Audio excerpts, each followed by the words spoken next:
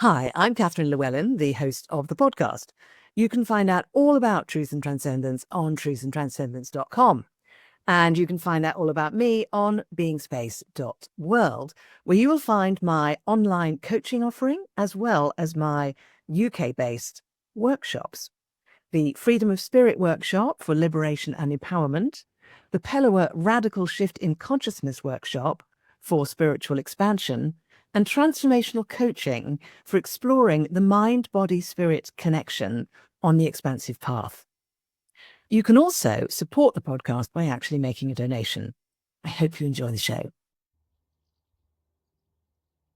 Welcome to Truth and Transcendence. You can find all our other episodes on truthandtranscendence.com. I was really inspired the other day.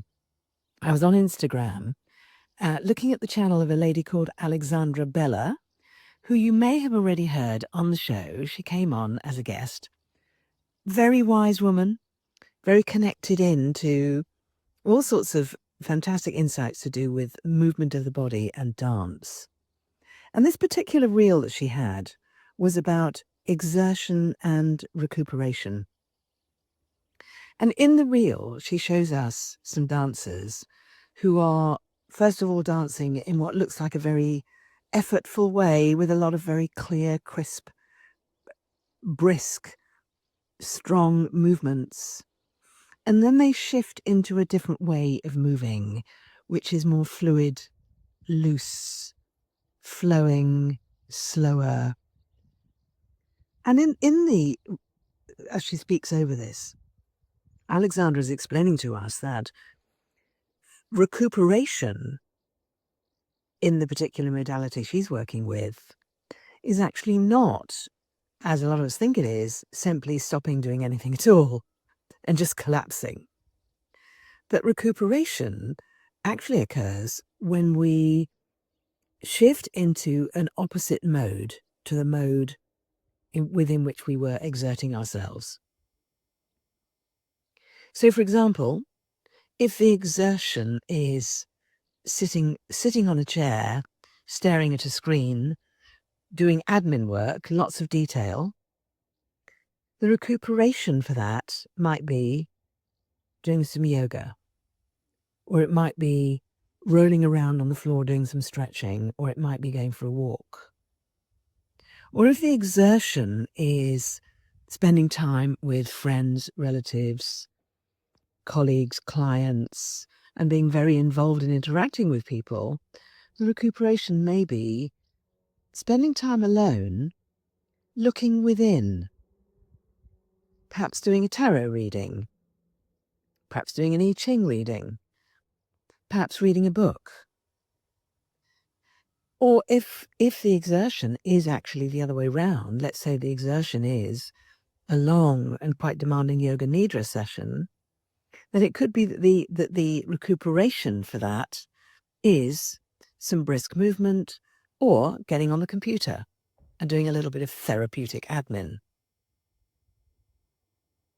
So this whole idea that recuperation is actually bringing into play the reverse mode of activity or being or time passing from the activity that was the exertion is a really fascinating and beautiful notion, in my opinion.